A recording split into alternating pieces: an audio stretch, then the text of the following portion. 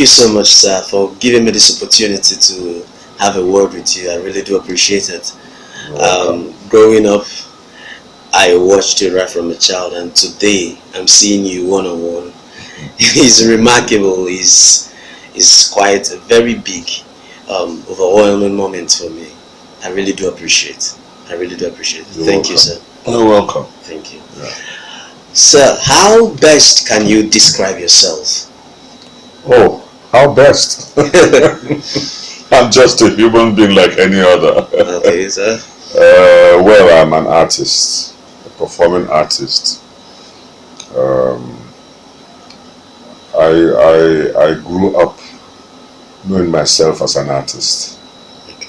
Right from primary school, you know. I was in the drama group. I was more into music then.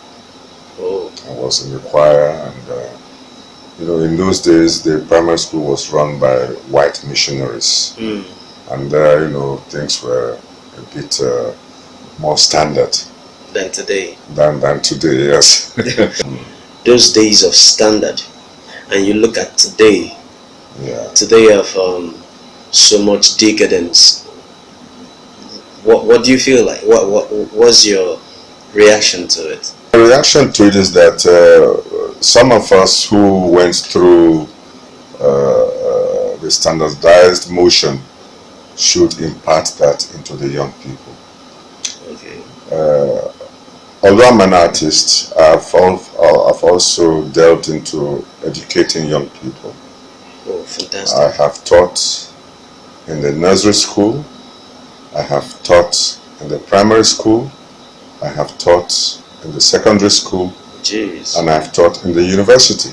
Ooh. So I've gone through all the levels of education, teaching, and I've taught in Nigeria and also abroad. Oh, So, and each time I stand in front of young people, it kind of gives me a sort of pleasure that I am opportuned to pour out my experiences and the little knowledge that I've acquired, you know, onto young people.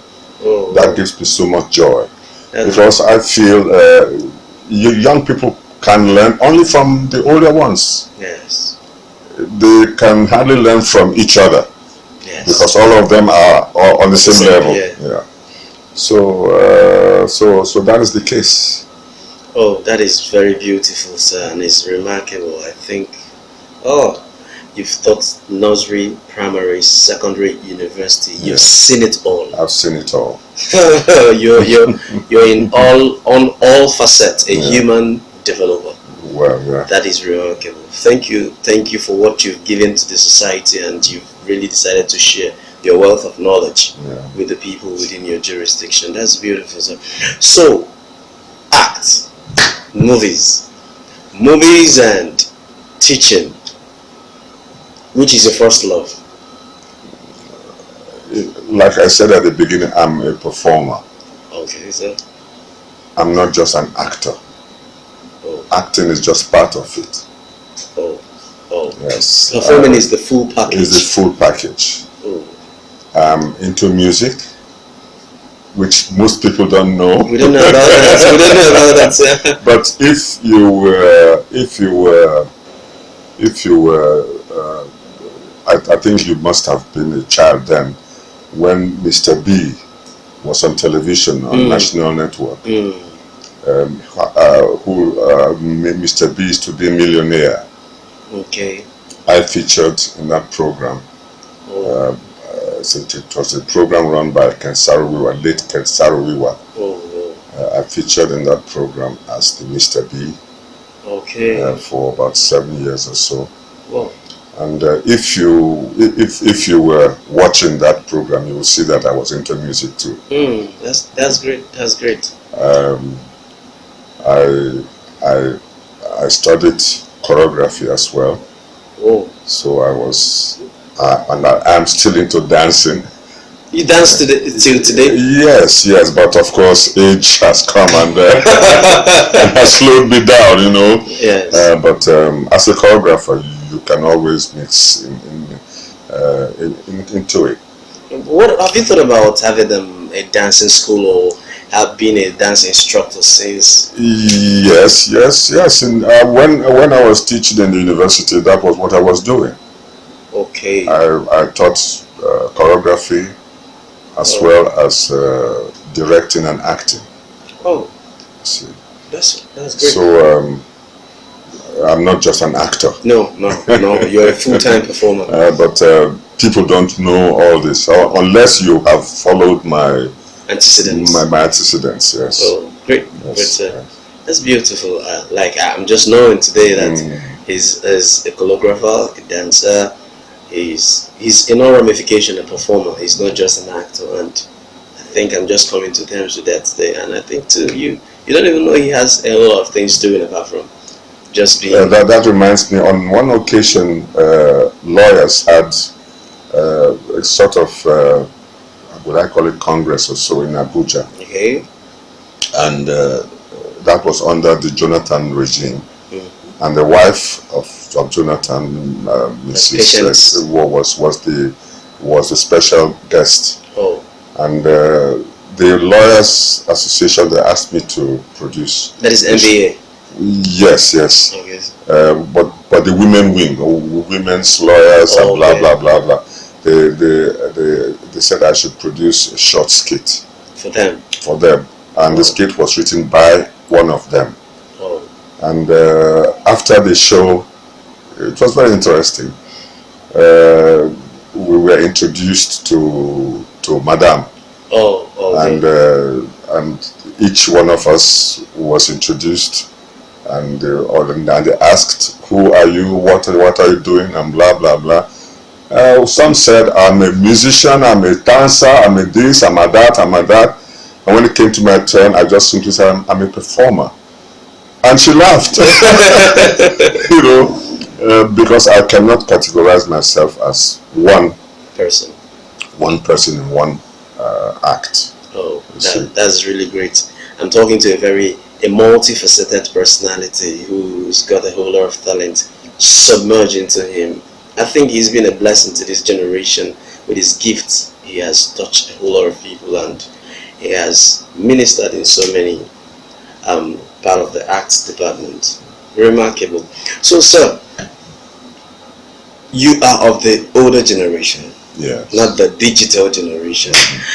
And looking at the whole thing, the evolution and how things are evolving, the internet has come on board. The social media has just taken the forefront of our life. In fact, people categorically live on social media, and which you will agree with me to a reasonable extent that education is more of done in the social media because a whole lot of assimilation of information is actually happening there.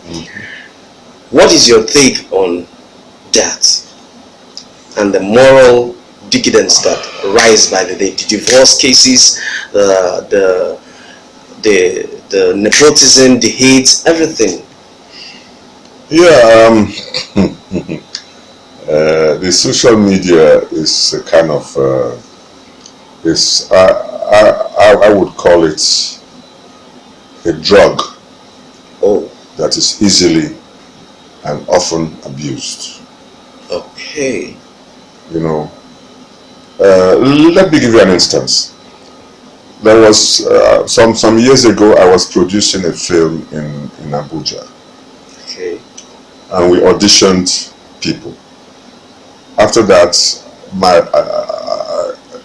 two girls caught my attention and my director's attention.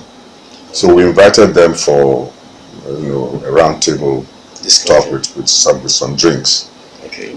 And when they arrived, one of them was hooked onto onto the phone. And I wanted to address them, but she was still busy. So I said, "Young lady, are you here for your phone or are you here to talk to us?" She said, "Oh, I'm sorry. But immediately she said, "I'm sorry, I'm finished," she picked out her phone and said, "Look, I don't think you are ready to talk to us. So I think I call it a day. You see, people are just... That was the end of this. And that was the end of discussion. She lost the opportunity. Yes, she lost the opportunity. Because of social media. Because of phone. Ping, ping, ping, ping, ping, ping. You see, the social media nowadays in Nigeria is kind of overshadowing our human instincts. Oh. So much. Like if you are in a gathering, if you are with a friend or with anybody, okay, I've noticed the other person is more comfortable with the phone than with you. Human interaction is virtually lost. Oh. And I see it also in our productions during production. Okay. And unfortunately, some of our directors also go that way. They are victims of this phone. A director in a film production should have all his attention on the production, on the technical crew, and on the cast, and so forth and so on. But you find out that once it goes action, back on phone. He doesn't even care. He has given his instructions, and that's it. Even, I think it started with television. When television came up, or before the television era, I know families, they sat together and interacted. And be television to each other. You see, in communities, the children play together. Yeah, the moonlight stories. They tell stories. And these moonlight stories give moral advice and values. You know, so there was more of value taking and giving. The television was not all day. It was only at nights and during certain periods. But then with this phone, it has taken over everything. Because it's 24 hours. It's 24 hours. And what the most sickening part of it is that you see everybody carries the phone with the charger alongside. So you don't even give an opportunity for the phone to die. Yes. There was a little thing I read on Facebook. Okay. About a child, about a teacher who was teaching a class of kids, and told them to write an essay about what they want to be. And a child wrote, "I want to be a television." Okay. You know, she wrote the why and so forth and so on at home, and the mother said, "Let me read your essay." And she said, "I want to be a television because if I come home, my father and my mother, they put on the television and all their attention is there. On television, and they ignore her. Oh, that is huge. You see, that comes from a child. Oh, pathetic. So that tells you how this technology has taken over our lives. Oh. Completely. Whoa. You know? Whoa. A child says she wants to be television. So that the parental attention will come to her. She's looking for attention. Which she needs and which she deserves. And the attention is given to television. To television. Oh. Now the attention is given to television and the phone. So it's double. It's a very pity situation. It's a pity situation. Really. It has come down even to the kids. They have phones now. They have access to television, television game and all this gaming. When they come home, they dump their homework and start gaming. Oh. So we have given our lives onto technology. And little value. And little value to humanity. Wow. You see? So I think that is the cause of us losing the human beings in us. And I think the most touching is just the story of this child that wants to be a television, just get attention. I know a lot of people out there, some wives desire to be a phone. A phone, exactly. And some husbands wants to be a phone too, because the whole attention that they should get have been given to the phone. Yes. Oh. Okay, you are a predecessor to this present generation. Yeah. No, sorry? Yes, a predecessor to this present generation. And you've watched Nigeria. If I am to say you're older than Nigeria. Yes. You've watched Nigeria. Is this actually the Nigeria of your dream? I wouldn't call it of my dream. But the Nigeria I was growing up with is no longer the Nigeria I'm experiencing today. I remember as a kid, I was born in Sapele, in Delta State. I remember when my people, my father was the secretary of the Igbo Union. When they have their meetings on a particular Sunday, that time there was value for work. When they had, I think end of year or something like that, party, everybody was actually the same. Truck pusher, bicycle repairer, the man who sells gari, the teacher, the principal, the doctor, everybody. I saw truck pushers, they come in their suit. Okay. And everybody was respected. For what they do. For what they do. There was respect and value for your handwork, for whatever you do, so long as you can feed from it. And but fast forwarding now. Real fast forwarding.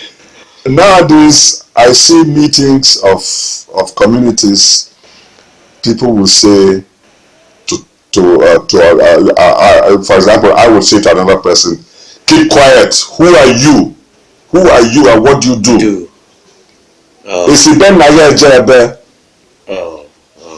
Which is quite humiliating. And you see, people say, "Look, can you look? I can pay you and your brothers and your family off." That's I think this shift in value was created by the civilian by the Civil War. Oh, okay. Because I see a sharp departure from the usual value system before the war, and a sharp departure after the war. Oh. After the war, I met a young girl. Then I was also young. Okay. And she, we interacted a lot. And she told me that during the war she was 13 or 14. Oh. And, excitedly she was telling me how the war, how the experience, and blah, blah, blah. And she said, well, in her town or in her village, there was hardly food, there was hardly this and that and that and that. But there was an army camp close by where they lived. And the mother always sent her to go to the army camp and befriend them. A girl at 13. Because befriend them and get something, provision from them, and come home. At 13. At 13. She was already exchanging. At that age. Horrible. So this... Imagine the kind of child she would have. She would have. You see? So that kind of thing was unthinkable before the war. Things like that don't happen. What brought about it is hunger. Desperation. And desperation. So that desperation started, and then the value for money became higher and higher. Everybody became desperate for money so as to be Oga and to wield power. Yeah. You see? Yeah. And it kept deteriorating to this present time. To this present time. And I still see it go down more. And it's still going down more. Because the social media is not even helping issues. It's not even helping issues. The system is horrible. You see? But above all, behind every successful person, before the interview I told you that I think you're a very successful person in this industry and in life general, because it's not easy to put up something out there and people appreciate it and people actually follow you and people are your fans. People see you and they role model you. So in that light, there are secrets behind success. What is that one secret that you've held so strong and has been very significant in your life? I was brought up by Christian parents. Okay. Very deeply Christian parents. That is with very strong hook on God, the Maker, without whom I will not be in existence anyway. Mm-hmm. So that philosophy has molded me all along. In whatever I do undertake, I always call on my God for guidance. Wow. So it is actually the God factor. It's actually the God factor, the spiritual factor. Wow. So what is your advice? What is your admonition to this young generation people? These people, I know that somewhere in our hearts, because I am part of this generation, and I know the generation that will come after us, I don't know what it's going to look like. Because looking into it with what is happening in our present generation, you can only but quiver and be in awe, the kind of things that will come out. So a lot of people are looking out for a great positive change in the environment, in the whole system. What would you tell this generation that look up to you? I will tell them the same thing I tell my children. To look unto God. Why? Ask yourself this question. Why is it that in our society today there are more churches than schools? Virtually. Schools, yes. Yes, there are more churches than schools. Because people have changed their value system. When they enter trouble, they run into church and are looking for miracles to happen. You see. But if we have that basic value system, that basic looking for God from the beginning, there wouldn't be trouble. There will be less trouble. Okay. The human being is always faced with temptations and so forth and so on. There will be less trouble, but it is the way we face the trouble that matters. Not that every human being has challenges and will have challenges. Yes, sir. It is written in the Bible. Right, sir. And it is true to life. Yes, sir. But it is the way we tackle these challenges that makes us strong. Yes, sir. But if we don't know how to tackle the challenges because we are hooked onto technology, we are hooked onto the phone, we are hooked onto money, then we become confused. At that point, we are now looking for miracles and running to church. Oh, pastor, pray for me. Pray for me. He will pray for you, but you have to pray for yourself. if we have more of God and less of technology, less of phone, less of money and desperation, we'll have less of problems, because we already built a foundation with God that once we find ourselves into a temptation, a challenge, or a problem, God will be there to rescue us. Not when the deed is done, now start remembering God and running to a pastor to pray for you. Oh, that is beautiful. Finally, sir. No matter how busy I am, my family is always with me 24 hours. I use technology to be with my family. Oh, okay. And they also use the same technology to be with me. Okay, and so when I'm home, I endeavor to be at home 90% of my time with them. So they will have a lot of me, and I also have a lot of them before you move out again. Before I move out again. Wow, that is so beautiful. Yeah, that is so beautiful. Thank you so much for this time. Thank you for this opportunity. I really, really, really, really do appreciate it. You're welcome. Thank you so much, sir. You're welcome. I'm so overwhelmed having you. Thank you. Thank you, sir. All right. Thank you.